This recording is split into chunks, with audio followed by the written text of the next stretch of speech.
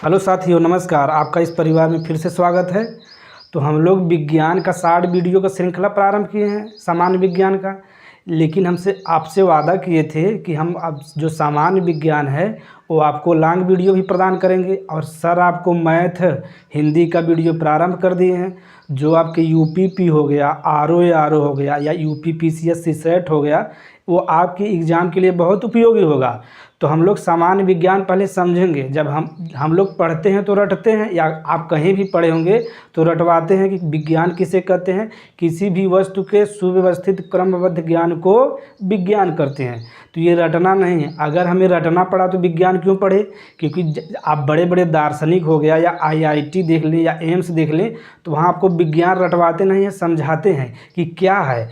अब देखिए, तो हम लोग विज्ञान समझते हैं सामान्य साइंस, जो आपके एग्जाम के लिए बहुत ज़रूरी है। ये जो विज्ञान है इसका इंग्लिश में हम लोग साइंस कहते हैं। तो यह जो साइंस है यह लैटिन भाषा के बना है। अब पूरे दुनिया में हम लोग जानते हैं लैटिन और ग्रीक दो ही शब्द फेमस हैं। अब यह क्यों फेमस है ये हम लोग थोड़ा सा समझते हैं। क्योंकि पूरे दुनिया में यूरोप वाले ही शासन किए हैं। यूरोप का मतलब ब्रिटेन हो गया, फ्रांस हो गया, जर्मनी। अगर कोई अब शासन करेगा यानी पूरे दुनिया पर राज करेगा तो अपना भाषा हो गया या शब्द होगा, देगा कि नहीं देगा। जैसे वर्तमान में देख लीजिए, जो अमेरिका थोड़ा बहुत शासन करता है पूरे दुनिया पे, इसीलिए जो पूरे दुनिया की मुद्रा है डॉलर है। अगर आपका डॉलर मुद्रा ठीक से नहीं है तो आपका इकोनॉमी ठीक से नहीं रहता है। इसीलिए आप जो भी विषय पढ़ते हैं तो लैटिन और ग्रीक भाषा बार बार आते हैं। तो आज आप इसका कंसेप्ट समझ गए। तो यह जो विज्ञान है लैटिन भाषा के सायर और साइंटियस बना है। सायर का मतलब होता है जानना और साइंटिया का मतलब होता है ज्ञान। अर्थात सरल शब्दों में क्या हो गया, ज्ञान को जानना ही क्या है, विज्ञान है। अब देखिए, यह जो विज्ञान है यह दो भागों में बटा है। एक तो है नेचुरल साइंस अर्थात प्राकृतिक विज्ञान, और दूसरा है सोशल साइंस जिसे हम लोग सामाजिक विज्ञान कहते हैं। सामाजिक विज्ञान का मतलब हो गया जो समाज से संबंधित हो। जैसे हिस्ट्री हो गया, हिस्ट्री भी समाज से संबंधित है कि पहले हमारा भारत कैसा था, कौन से लोग शासन किए। जैसे अंग्रेज 200 साल तक शासन किए। उसके बाद पॉलिटी है, हमारा देश यानी पॉलिटी। संविधान आप लोग जानते हैं, सम और विधान। सम माने क्या होता है, बराबर, और विधान माने क्या होता है, कानून। यानी भारतवर्ष में जो कानून है सबके लिए बराबर है। तो जो सोशल साइंस है वह भी ज़रूरी है, और जो नेचुरल साइंस है वह भी ज़रूरी है। इकोनॉमी हो गया।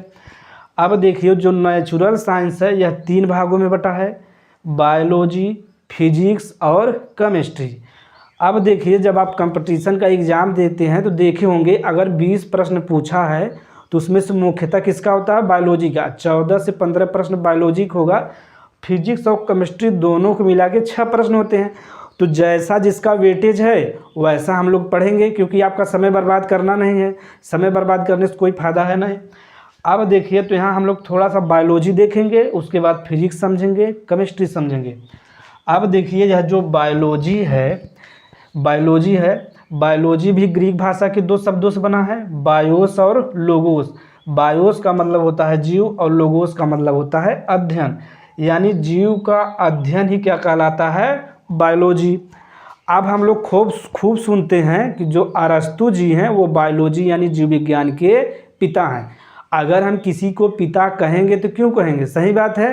तो जीवों के बारे में अच्छे से अध्ययन सर्वप्रथम कौन किए थे, अरस्तु जी ने किया था। कब किए थे, 384 से 322 बीसी के मध्य में। इन्हीं के बीच में अरस्तु ने जीवों के बारे में अच्छे से अध्ययन किया, इसलिए इन्हें बायोलॉजी का पिता कहते हैं। अब देखिए, इन्होंने जब अध्ययन किया तो पूरे जीवों को, जीव का मतलब हो गया पेड़ पौधा और जंतु जो होते हैं दोनों। तो पेड़ पौधा में भी जान होता है।